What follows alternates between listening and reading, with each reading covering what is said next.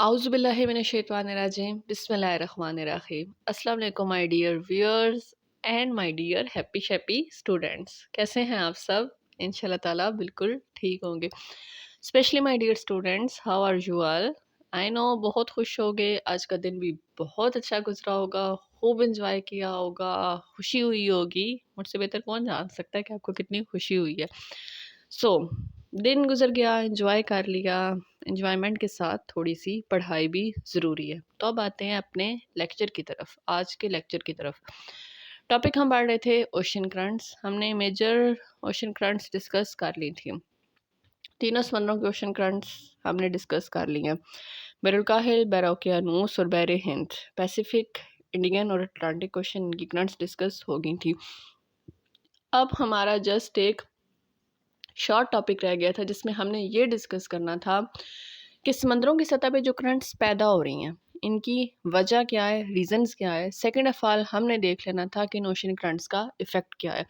Main topic start करने से पहले मैं आपको कुछ पिक्चर्स शेयर कर रही हूँ जिसमें आपको ये बताया जाएगा कि आपने जितनी भी समंदरों की करंट्स पढ़ी हैं उनमें कोल्ड करंट्स कौन सी हैं और वार्म करंट कौन सी हैं। ऑल्दो आपको डायरेक्शन के लिहाज से भी याद रहेगा, गर्म समंदरों में जो भी करंट्स चल रही हैं ऑफ कोर्स वो गर्म है, लेकिन जो करंट्स चलती हैं एंटार्कटिक और आर्कटिक रीजन के करीब, इट्स ऑब्वियस वो ठंडी हैं। लेकिन फिर भी क्या है कि नेक्स्ट कुछ पिक्चर्स शेयर की जा रही हैं, इससे फ़ायदा क्या होगा, बेनिफिट क्या होगा। अगर आपने सेपरेट ये चीज़ें लिखी हुई हैं तो आपको रटल लगाने की नीड नहीं है। आप एक दफ़ा इन्हें देख लें, ज़हनशीन हो जाएंगे, आपको पता लग जाएगा कि दुनिया के समुद्रों में कौन सी गर्म करंट्स पाई जाती हैं और कौन सी ठंडी करंट्स पाई जाती हैं। क्योंकि जब भी हमने मैप बनाना होता है तो उसमें हमने हमेशा गर्म और ठंडी करंट्स को सेपरेट कलर या सेपरेट पैटर्न से ही शो करना होता है फॉर आवर ईजीनेस, हमारी ईजी रहने के लिए भी, मोस्ट इम्पोर्टेंट एग्जामिनर के समझने के लिए भी।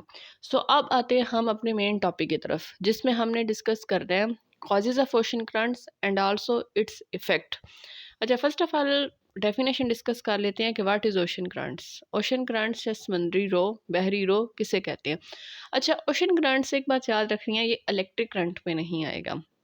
ओशन करंट्स बेसिकली चीज़ क्या है, हमारे दुनिया में जो समंदर मौजूद है, समुद्रों के पानी का एक बड़ा हिस्सा जो कि परमानेंट विंड्स की वजह से, ज़मीन की महफी गर्दिश की वजह से जब एक जगह से दूसरी जगह मूव करता है तो इसे नाम दिया जाता है करंट्स या रो का। समुद्रों के पानी का बड़ा हिस्सा हमेशा क्या है कि एक जगह से दूसरी जगह मूव करता रहता है, जिसे नाम दिया गया ओशन करंट्स का। अब first of all question rise हो सकता है कि व्हाट इज़ परमानेंट विंड्स, के परमानेंट विंड्स क्या होती है, मुस्तकिल हवाएं क्या होती हैं। तो दुनिया में क्या है कि डिफरेंट तरह की विंड्स चलती रहती हैं।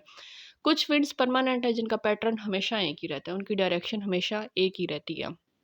परमानेंट विंड्स के तीन इकसाम हैं, ईस्टर्लीज, वेस्टर्लीज और पोलर विंड्स। मशरकी हवाएं, मगरबी हवाएं और कुतबी हवाएं। ये हवाएं क्या है कि हमेशा एक ही डायरेक्शन में चलती हैं। इनकी ज़्यादा डिटेल नहीं बताऊंगी बिकॉज नेक्स्ट और सेकंड नेक्स्ट लेक्चर इसी पर होगा जिसमें हम विंड्स के बारे में ही डिस्कस करेंगे। दैट्स वाई अभी इनके बारे में ज़्यादा डिटेल से नहीं बताऊंगी। सो ओशन करंट्स की डेफिनेशन के बाद अब नेक्स्ट टॉपिक आ जाता है जिसमें हमने देखना है कि causes of ocean currents and also its impact. First of all first year radius 1 जो आपकी बुक्स पर ये टॉपिक्स मौजूद है, मैं आपको पेज नंबर बता देती हूँ कि कहाँ कहाँ पर मौजूद है। फर्स्ट ईयर आपकी बुक पे ये टॉपिक्स मौजूद हैं, पेज नंबर 110 और पेज नंबर 113। 110 पे आपके कॉजेज़ बताई गई हैं, पेज नंबर 113 पे इनका इफ़ेक्ट बताया गया कि ओशन करंट का इफ़ेक्ट क्या होगा। सो एडीएस 1 आपके लिए क्या है कि पेज नंबर 503 पे कॉजेज़ बताए हुए हैं एंड 515 पे इसके इम्पेक्ट बताए गए हैं। सो अब वन बाय वन इनके कॉजेज़ और इम्पैक्ट्स को डिस्कस कर लेते हैं। फर्स्ट ऑफ ऑल देख लेते हैं कि कॉजेज़ क्या है, कि समुद्रों की सतह पे जो ओशन करंट्स पैदा हो रही हैं इसका काज क्या है। तो फर्स्ट ऑफ ऑल मेन काज बनता है कि जो दुनिया में करंट्स बन रही हैं वो बनती हैं दुनिया में परमानेंट विंड्स की वजह से, मुस्तकिल हवाओं की वजह से। मुस्तकिल हवाएं जिनकी डायरेक्शन हमेशा एक रहती है, लेकिन जो मशरकी हवाएं हैं उनका रुख हमेशा मशरक से मगरिब की तरफ होता है। तो इन हवाओं के ज़ेरे असर जो समंदरों का पानी है वो भी मशरक से मगरिब की तरफ मूव करेगा। तो परमानेंट विंड्स की वजह से जब पानी हमेशा एक ही डायरेक्शन में मूव करता है तो समंदरों का पानी भी एक जगह से दूसरी जगह मूव कर रहा है। सेकेंड ऑफ ऑल रीज़न आता है डिफरेंस ऑफ सैलिनिटी, समंदरी शोरियत में फ़र्क। अच्छा, सैलिनिटी या शोरियत क्या होता है? सैलिनिटी मीन्स समंदर का पानी सैलाइन है, समंदर का पानी नमकीन है। इतना तो हम सबको पता है, ठीक है, समंदरों का पानी नमकीन होता है। लेकिन क्या सारे समंदरों का पानी सेम नमकीन है? नो, ऐसा नहीं है। कुछ समंदरों का पानी ज़्यादा नमकीन है, कुछ समंदरों का पानी कम नमकीन है। सैलिनिटी को ही शोरियत भी कहते हैं हम। दुनिया के बहुत सारे समंदर ऐसे हैं कि जिनका पानी इतना ज़्यादा नमकीन है कि वो शायद टेस्ट करने के भी लायक नहीं है। लाइक फॉर एग्जांपल डेड सी का पानी दुनिया में सबसे ज़्यादा नमकीन है। इसी तरह दुनिया में बहुत सारे ऐसे समंदर भी मौजूद है कि जिनका पानी बहुत ज़्यादा नमकीन नहीं है, मतलब ऐसा है कि वो शायद टेस्ट किया जा सकता है। लाइक कराची में आप चले जाएं, यूजुअली आप समंदर का पानी शायद टेस्ट कर सकते हैं। तो क्या है कि जो सैलिनिटी में फ़र्क है, सैलिनिटी में फ़र्क होने की वजह से पानी जो है कम सलाइन वाटर ज़्यादा सलाइन वाटर की तरफ मूव करता रहता है। हमेशा ये चीज़ है। जब मैंने कल आपको इंडियन ओशन की करंट्स पढ़ाई तो उसमें भी मैंने आपको बताया था, हवा हमेशा ज़्यादा दबाव वाले इलाकों से कम दबाव वाले इलाकों की तरफ मूव करती रहती है। इसी तरह क्या है कि सैलिनिटी में भी फ़र्क है। जहाँ पर ज़्यादा सलाइन या कम सलाइन वाटर वो हमेशा दूसरे रुख पर मूव करता रहता है। इस वजह से भी चूँकि पूरे समंदरों का पानी हमेशा एक जैसा सैलिनिटी वाला नहीं होता, दैट्स वाई पानी क्या है कि मूव करता रहता है। अच्छा, यहाँ पर आपके लिए एक क्वेश्चन छोड़ रही हूँ, ये क्वेश्चन पेन और पेपर लेकर नोट डाउन करें। When I will come back, जब मैं वापस आऊँगी तो मैंने स्पेशली आपसे इन क्वेश्चंस के आंसर पूछने हैं। अच्छा, इनमें क्वेश्चन क्या है? क्वेश्चन ये है कि आपने मुझे ये जवाब देना है, what's the reason behind it, सारे समंदरों का पानी एक जैसा नमकीन क्यों नहीं है? ऐसा क्यों है कि कुछ समंदरों का पानी कम नमकीन है और कुछ समंदरों का पानी ज़्यादा नमकीन है? लेकिन समंदर सारे तो एक जैसे हैं ना, ठीक है, समंदर सारे लिंक्ड भी हैं। दुनिया के सारे समंदर लिंक्ड हैं। तो क्या रीज़न है कि दुनिया के कुछ समंदरों का पानी कम नमकीन और कुछ समंदरों का पानी ज़्यादा नमकीन है? क्वेश्चन नोट डाउन कर लें, फर्स्ट ईयर रेडियस, आप दोनों ये क्वेश्चन नोट डाउन कर लें। जब मैं वापस आऊँगी आपसे पूछूंगी और आप मुझे इसका आंसर देंगे। अभी आपके पास डिस्कशन के लिए ये टॉपिक मौजूद है, आप आपस में डिस्कस भी कर सकते हैं कि क्या वजह है कि सारे समंदरों का पानी एक जैसा नमकीन क्यों नहीं है। एंड आई नो इंशाल्लाह ताला आपके पास टाइम है, तो आप, मुझे पूरी उम्मीद है कि इसका क्वेश्चन का आंसर ज़रूर ढूंढ लेंगे कि इसका क्या रीज़न है कि क्यों ऐसा है कि सारे समंदरों का पानी एक जैसा नमकीन नहीं है। अच्छा, समुद्री शोरियत में फ़र्क के बाद नेक्स्ट चीज़ आती है दर्जा हरारत में फ़र्क। दर्जा हरारत में फ़र्क भी ये है, गर्म जो चीज़ होती है हमेशा फैलती है, ठीक है, ये दुनिया का लॉ है, दुनिया का फिनोमेनन है। जो भी चीज़ गर्म होगी, चीज़ गर्म होकर फैलती है। आप इसकी एग्जांपल इधर से लें, एक आपके पास आइस क्यूब है, जब तक वो आइस की फॉर्म में है वो मामूली सी जगह गिरेगा, जो ही वो मेल्ट होना शुरू हो जाएगा वो सारी जगह पर फैलना शुरू हो जाएगा। तो ये चीज़ इंडिकेट क्या करती है कि पानी पानी हो या दुनिया की कोई भी चीज़ हो, हमेशा गर्म होकर फैलती है। तो दर्जा हरारत में फ़र्क की वजह से भी समंदरों का पानी मूव करता रहता है। ख़त इस्तिवा के करीब जो समंदर मौजूद है, इट्स ऑब्वियस गर्म पानियों के समंदर है, उनका पानी हमेशा गर्म होकर फैलता है। पानी इस्तिवाई इलाकों से कुतबी इलाकों की तरफ मूव करता है। इसकी वजह से भी क्या है कि समंदरों के पानी में मूवमेंट रहती है। देन क्या है कि समंदरों का पानी मूव करता है ज़मीन की महवरी गर्दिश की वजह से। ज़मीन की महवरी गर्दिश भी क्या है कि मौका देती है कि समंदरों का पानी एक जगह से दूसरी जगह मूव करता है। उसके अलावा बहुत सारे और कॉजेज़ भी हैं जिसकी वजह से समंदरों का पानी मूव करता है। अब वो कॉजेज़ क्या हैं? मैंने आपको बताया था, मदोजज़र अकबर और मदोजज़र असग़र, स्प्रिंग एंड नीप टाइड्स, उनकी वजह से भी समंदर का पानी मूव करता रहता है। मोस्ट इम्पोर्टेंट थिंग, समंदरों के पानी की सतह पर लहरें पैदा होती हैं, वो भी क्या करती हैं, पानी को एक जगह से दूसरी जगह पर मूव करवाती रहती हैं। ओके, सो नेक्स्ट अब टॉपिक आ जाता है इफ़ेक्ट्स ऑफ ओशन करंट्स। ज़ाहिर है समंदरों की सतह पर जब भी करंट्स चल रही हैं, अब इनका क्या है, इम्पैक्ट भी हो रहा है। इनका इफ़ेक्ट क्या है?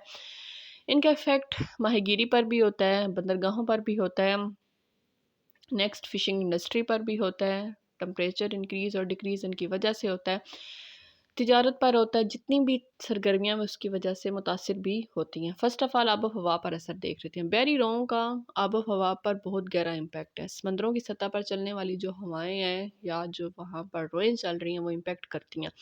अगर ठंडी रोएँ दाखिल हो रही हैं तो वहाँ के इलाके का टेम्परेचर कम कर देंगी, गर्म रोएँ दाखिल हो रही हैं तो टेम्परेचर को इंक्रीज़ कर देंगी। यानी कि बहरी रोएँ जो होती हैं आब व हवा और दर्जा हरारत को कम या ज़्यादा करती रहती हैं। इसी तरह बारिश पर भी इम्पेक्ट करती हैं। बारिश के अलावा धुंध और कहर क्रिएट करती हैं। जब भी गर्म और ठंडा पानी आपस में मिक्स हो रहा है वहाँ पर फोगी कैफियत क्रिएट होती है। मैंने आपको पहले भी बताया था, दुनिया की बहुत सारी बंदरगाहें ऐसी हैं जिसकी वजह से बंद रहती हैं। क्यों? क्योंकि जो भी धुंध और फॉग क्रिएट होती है उसकी वजह से क्या है कि जहाज़ रानी में बहुत ज़्यादा मुश्किलात पैदा होती रहती हैं। जहाँ पर भी गर्म और सर्द हवाएँ आपस में टकराती हैं, बहुत ज़्यादा धुंध और कोहर की वजह से वहाँ की जितनी भी बंदरगाहें साल के कुछ हिस्सों में क्या है कि उन्हें बंद करना पड़ता है। अगर बंद ना किया जाए तो बहुत ज़्यादा मुश्किलात पैदा हो सकती हैं। उसके अलावा इफ़ेक्ट होता है माहीगीरी पर। दुनिया में के पूरे समंदरों में हर साल माहीगीरी की जाती है। जब पानी एक जगह से दूसरी जगह समंदरों में मूव कर रहा है, तो पानी के साथ भी मछलियाँ भी क्या हैं कि एक समंदरों से दूसरे समंदर में मूव होती रहती हैं, जिसकी वजह से हमें क्या है कि माहीगीरी के लिए मछलियाँ ईज़िली मिलती रहती हैं। देन क्या है कि जहाज़ रानी पर असर। अच्छा, जहाज़ रानी पर असर कैसे हो सकता है? जहाज़ रानी पर असर ऐसे हो सकता है, इसके एग्ज़ाम्पल आप ना अपने बचपन के एक इंसिडेंट्स से भी ले सकते हैं। बचपन में कभी जब बरसात में पानी इकट्ठा होता था, कश्ती बनाकर चलाना तो शायद हम सब ने किया होगा।